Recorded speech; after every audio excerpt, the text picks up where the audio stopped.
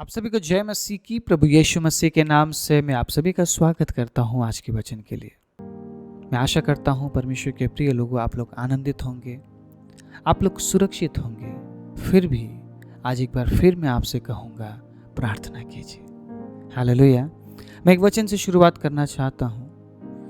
पहला थिस्सलुनीकियों 5 अध्याय उसके 17वीं आयत को कुछ इस प्रकार लिखा है, निरंतर प्रार्थना में लगे रहो। ये वचन बहुत छोटा है, लेकिन अगर मैं समझाने जाऊं कई घंटे बीत जाएंगे। लेकिन मैं बहुत समय लेकर इस वचन को एक्सप्लेन नहीं करने वाला हूं। जैसे कि आपको पता है हमारे जो वीडियोस के समय क्या होते हैं, कितने होते हैं, उसी समय के दौरान मैं कुछ बातें आप तक पहुंचाऊंगा। प्रार्थना निरंतर क्यों करने के लिए बोला गया है, पौलुस क्यों इस कलीसिया को ये बता रहा है कि आप निरंतर प्रार्थना में लगे रहिए, प्रार्थना क्यों जरूरी है। बहुत सारी बातें हैं, कुछ बातें मैं आपके बीच में आज बांटने जा रहा हूँ। मैं विश्वास करता हूँ आप लोग प्रार्थना सहित आए होंगे। देखिए, वचन सुनने से पहले भी प्रार्थना करना कितना जरूरी है। जितना आप प्रार्थना करते हैं उतना आप परमेश्वर के नजदीक जाते हैं। अगर मैं सरल भाषा में समझाऊं, प्रार्थना परमेश्वर के नजदीक जाने का एक जरिया है। बिना प्रार्थना के आप परमेश्वर के नजदीक नहीं जा सकते। प्रार्थना परमेश्वर के साथ गहरे रिश्ते में जाने का एक जरिया है। अगर आप किसी इंसान के साथ बात ही ना करें, आप क्या उसके साथ अच्छे रिश्ते में आगे बढ़ सकते हैं? कई बार हम कुछ ऐसे परिवारों को भी देखते हैं, वो एक दूसरे के साथ बात नहीं करते हैं। वो एक ही घर में रहेंगे, सब कुछ उस छत तले वो करते हैं, लेकिन वो एक दूसरे को देखते भी नहीं है और एक दूसरे से बात भी नहीं करते हैं। तो उस रिश्ते को क्या हम एक मजबूत रिश्ता मान सकते हैं? मुझे नहीं पता अगर आप लोग के घर में भी ऐसा कोई सिचुएशन है। आप समझिए आज के वचन को, प्रार्थना क्यों जरूरी है। उस रिश्ते को या ऐसे किसी रिश्ते को हम मजबूत रिश्ता कभी नहीं मान सकते। उन दोनों में अगर अनबन है और वो बात नहीं करते हैं तो वो मुश्किल परिस्थिति में साथ छोड़ भी सकते हैं। मेरी बात समझिए आप। बात करने ना करने में एक बहुत बड़ा गहराई है। आप अगर किसी से बात करते हैं तो आपका रिश्ता आगे बढ़ता है, आप अच्छे दोस्त बनते हैं, आप अच्छे सहेली बनते हैं। शायद कुछ लोग अच्छा बात करके उनका रिश्ता भी बन जाता है। बहुत सारी बातें हैं यहाँ पर। लेकिन अगर आप बात नहीं करेंगे तो ना ही दोस्त, ना ही सहेली और ना ही कोई रिश्ता। आप समझ रहे इस बात को? पति पत्नी के बीच में भी वार्तालाप कितना बड़ा, कितना गहरा एक संदर्भ है, समझना है। अगर पति पत्नी भी आपस में बात नहीं करते हैं तो उनका जो रिश्ता है वो बहुत कमजोर है, बहुत कमजोर है, बहुत नाजुक रिश्ता है। वो रिश्ता कभी भी टूट सकता है। सेम उसी प्रकार अगर आप परमेश्वर से बात नहीं करते हैं, आपका रिश्ता बहुत नाजुक है। कुछ लोग बोलते हैं हम संडे को जाते तो हैं, हमारे लिए प्रार्थना की जाती है, हम प्रार्थना नहीं करते क्योंकि हमारी प्रार्थना परमेश्वर सुनता ही नहीं है। बहुत से लोगों का ऐसा कहना है कि उनकी प्रार्थना परमेश्वर नहीं सुनता है, इसीलिए वो पास्टर को बोलते हैं हमारे लिए प्रार्थना कर दीजिए। एक दूसरे के लिए प्रार्थना करना, इसमें कोई बुराई नहीं है। लेकिन ये कहना कि जो मेरी प्रार्थना परमेश्वर नहीं सुनता है, आपकी प्रार्थना क्यों नहीं सुनता है? क्योंकि आप साल में एक बार या हफ्ते में एक बार प्रार्थना करते हैं और उसका और आपका रिश्ता गहरा नहीं है, बहुत कमजोर है। और जो आप बोलते हैं उसे समझ नहीं आता है, क्योंकि आप हफ्ते में एक बार बोलते हैं, साल में एक बार बोलते हैं और बहुत जल्दबाजी में बोलते हैं। आप तसल्ली से कहाँ बोलते हैं? और जो जल्दबाजी में बोलते हैं और एक ही बार बोलते हैं, परमेश्वर उनकी सुनता भी नहीं है। इसलिए आपको लगता है कि परमेश्वर बहरा है, परमेश्वर सुनता नहीं है। परमेश्वर सब कुछ सुनता है, वो बहरा परमेश्वर नहीं है। ये आपका सोच हो सकता है कि वो सुन नहीं सकता है या सुनता नहीं है। वो सुनता है लेकिन जवाब नहीं देता है। मेरी बात समझ रहे आप? अगर आप निरंतर प्रार्थना करने वाले व्यक्ति बन जाएं, एक ऐसा अटूट रिश्ता बन जाता है परमेश्वर के साथ। परमेश्वर के प्रिय लोगों, जो रिश्ता कभी नहीं टूटेगा। हालेलुया। आपको रिश्ता इस संसार में रहने तक बनाना है, उसके बाद वो देख लेगा। Praise the Lord. उसके बाद परमेश्वर का काम है, उसके बाद आपको कुछ सोचना ही नहीं है, क्योंकि वो अपने हाथों से हमारे आंसुओं को पोंछेगा। तो जब तक हम इस संसार में हैं, परमेश्वर ने जिम्मेदारी दी है कि हम उसके साथ घनिष्ठता में आगे बढ़े।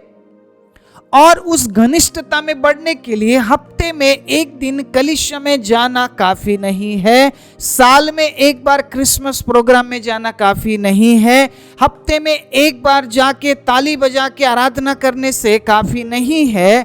आपको बातचीत के गहराई में जाना पड़ेगा, प्रार्थना के गहराई में जाना पड़ेगा। यिर्मयाह 33:3 बड़े बड़े शब्द में लिखा हुआ है, मुझसे प्रार्थना कर, मैं तेरी सुनकर तुझे ऐसी कठिन बातें बताऊंगा जिसे तू अभी नहीं जानता है।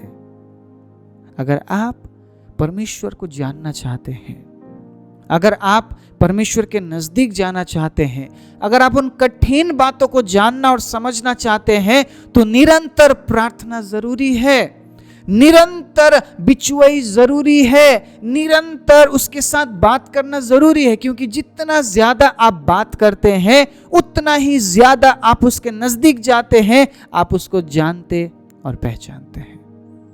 लेकिन अगर आपने बात नहीं किया तो आप कैसे जानेंगे उस परमेश्वर को? आजकल के जवान भाई और बहन बहुत बात करते हैं, बहुत बात करते हैं, बहुत बात करते हैं, रात से लेकर सुबह तक वो बात करते हैं। फिर भी वो कहते हैं हम एक दूसरे को उतना नहीं जान पाए हैं। उनका रिश्ता कुछ समय के लिए होता है।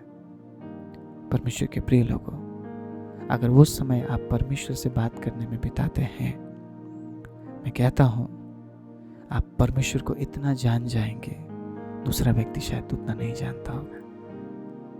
आप जो कर रहे हैं ना अभी प्रेजेंट में, उसका जो खामियाजा है आपको फ्यूचर में भुगतना पड़ेगा। अभी तो आपको लग रहा होगा सब कुछ सही है, मैं अपने समय को किसी भी तरीके से मैं इस्तेमाल कर सकता हूँ, मुझे क्या ज़रूरत है प्रार्थना करने की, मेरे पास पैसा है, मेरे पास अच्छा स्वास्थ्य है, मेरे पास घर है, सब कुछ है, मैं संडे चर्च जाता हूँ, तो मुझे प्रार्थना करने की क्या ज़रूरत है? ये अभी नहीं पता चलेगा आपको। ये पता चलेगा आपके भविष्य में, जब आप सही नहीं होंगे, जब आपका स्वास्थ्य सही नहीं होगा, तब आपको पता चलेगा। जब आपका हालत सही नहीं होगा, तब पता चलेगा आपको कि मैंने अपना समय कहां पर बर्बाद कर दिया। तब आप परमेश्वर के नहीं बोल सकते हैं कि प्रभु आपने मुझे आशीष नहीं दिया। उसने आशीष दिया। आशीष में पता है उसने आपको क्या दिया है? समय। जो समय दूसरे व्यक्ति को नहीं मिला, वो समय आपको मिला। लेकिन उस समय में आपने प्रार्थना में समय नहीं बिताया, उस समय में आपने अपनी इच्छा को पूरी की है। और अब जब आप ऐसी परिस्थिति में हैं जहां पे आपको परमेश्वर की सहायता की जरूरत है, आप उसे पुकारते हैं, लेकिन वो नहीं सुनेगा। अब वो आपकी सुनता ही नहीं है, क्योंकि आपने बोलना छोड़ दिया। आप उससे बोलते ही कहाँ हैं? आप उससे बात ही कहाँ करते हैं? क्योंकि जब आप उससे बात करना बंद करते हैं ना, तब शैतान आपसे बात करना शुरू करता है। जब आप परमेश्वर से बात करना शुरू करते हैं, शैतान आपसे बात करना बंद कर देता है। लेकिन जब आप परमेश्वर से बात करना बंद करते हैं, शैतान आपसे बात करना शुरू करता है और आप शैतान की बात सुनते हैं। क्योंकि आप परमेश्वर से बात नहीं कर रहे हैं, इसलिए अब आप शैतान की बातों को सुन रहे हैं और उसकी बातों को मान रहे हैं। परमेश्वर के प्रिय लोगों, अगर हम निरंतर प्रार्थना में लगे रहे, शैतान डरता है प्रार्थना योद्धाओं से। सुन लीजिए इस बात को, शैतान डरता है घुटनों में प्रार्थना करने वालों से। शैतान डरता है जो गहराई में प्रार्थना करते हैं उनसे। आपको कुछ नहीं करना है, शैतान को कुछ नहीं बोलना है। जहां आप जाएंगे वहां से वो भाग जाएगा, क्योंकि आप प्रार्थना करने वाले व्यक्ति हैं और उसको पता है जो प्रार्थना करते हैं वो परमेश्वर के कितने नजदीक हैं।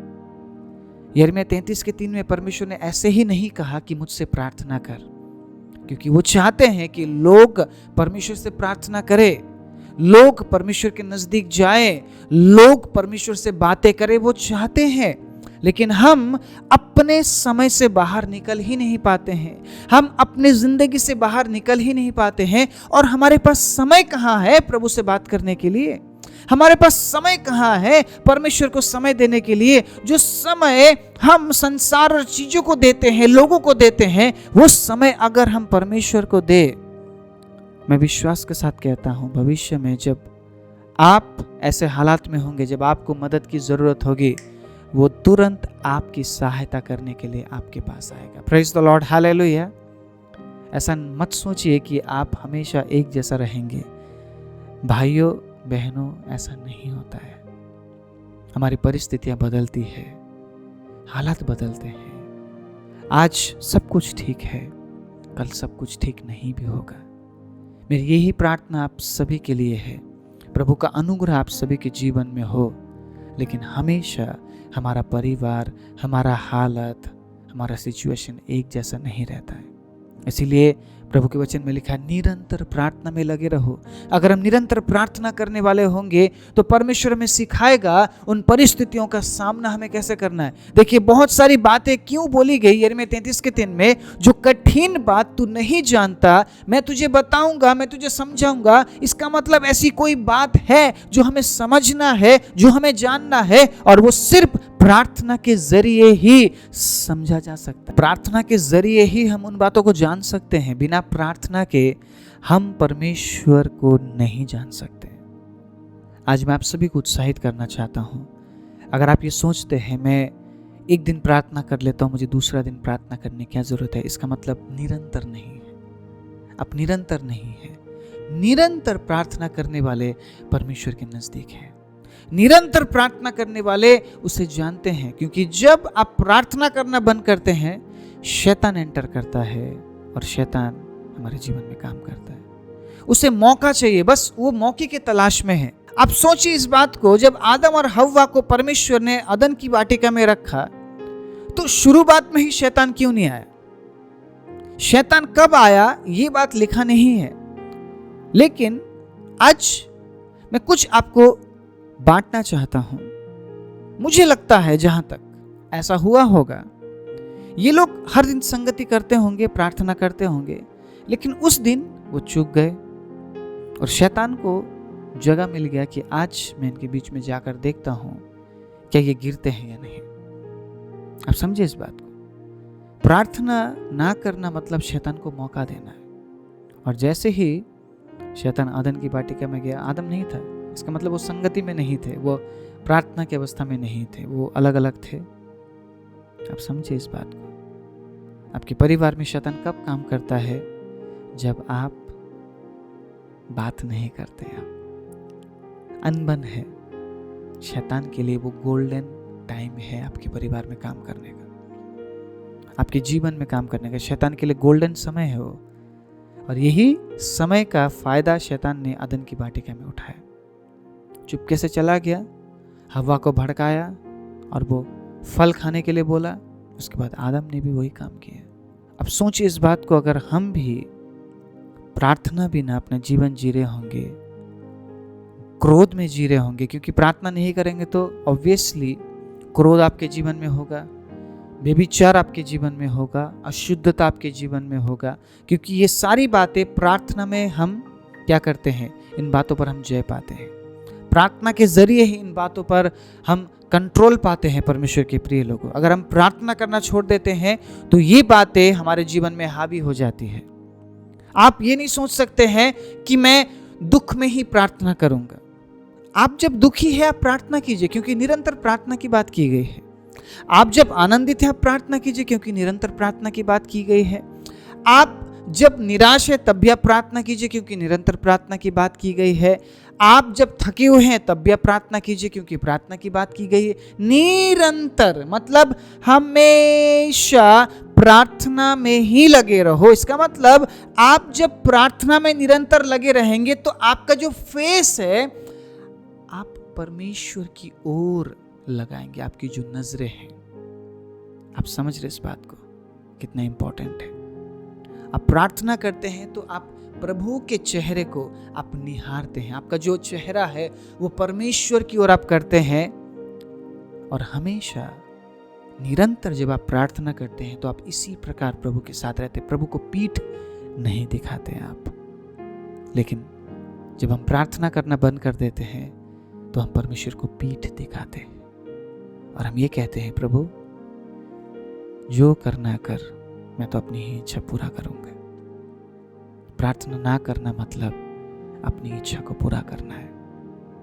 आप एक दिन प्रार्थना मत कीजिए, आप 2 दिन प्रार्थना मत कीजिए, आप 3 दिन प्रार्थना मत कीजिए, आप 4 दिन प्रार्थना मत कीजिए, आप 5 दिन प्रार्थना मत कीजिए, आप 6 दिन प्रार्थना मत कीजिए। 7 दिन से आप बिल्कुल प्रार्थना करना छोड़ देंगे। आप छोड़ देंगे। आपको ज्यादा समय नहीं लगेगा प्रार्थना छोड़ने में।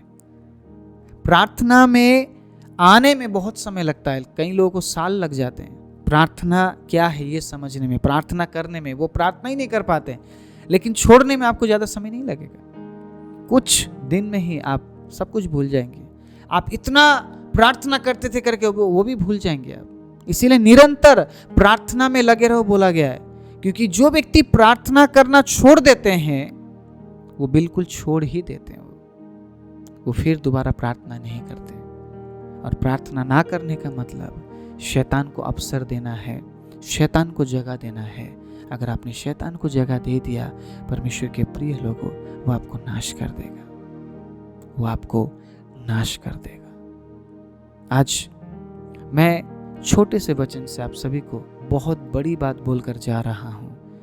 अगर आप प्रार्थना नहीं करेंगे, आप शैतान को जगह देंगे, आप अनैतिकता को जगह देंगे, आप अपवित्रता को जगह देंगे, आप व्यभिचार को जगह देंगे, आप क्रोध को जगह देंगे, आप फूट को जगह देंगे, आप उन तमाम बातों को जगह देंगे जो बात परमेश्वर नहीं चाहता है। लेकिन जब आप प्रार्थना करेंगे परमेश्वर के प्रिय लोगों, आप इन तमाम बातों के विरोध में आप रहेंगे और इनमें से एक भी बात आप अपने जीवन में लागू होने नहीं देंगे। यह है प्रार्थना की शक्ति। और जितना ज़्यादा आप प्रार्थना करेंगे उतना ही आप परमेश्वर के नज़दीक जाएंगे और परमेश्वर से नया प्रकाशन आप प्राप्त करेंगे। इसीलिए निरंतर प्रार्थना के बारे में हमें बताया गया है। फिर कभी इस वचन को लेकर मैं आपके बीच में आऊँगा। जिस प्रकार इन दिनों में हम प्रार्थना के बारे में सीख रहे हैं, फिर कभी बहुत सारी बातें इस वचन से मुझे आप तक पहुँचाना है। फिर कभी परमेश्वर ने मौका दिया, प्रभु का इच्छा हुआ तो इस वचन से फिर से मैं शेयर करूँगा, बांटूंगा। उस समय तक प्रार्थना में अपने आप को किस प्रकार उठाना है, प्रार्थना में किस प्रकार बढ़ना है, उन बातों को आप तलाशिए, कोशिश कीजिए। क्योंकि यीशु ने भी कहा है निरंतर प्रार्थना में लगे रहो ताकि तुम पाप में ना पड़ो, ताकि तुम परीक्षा में ना पड़ो। प्रार्थना ना करना मतलब हमारे जीवन में परीक्षाओं को हम बुलावा देते हैं। और जब परीक्षा आती है परमेश्वर के प्रिय लोगों, ऐसा नहीं होता कि हम हर एक परीक्षा में जीत पाते हैं।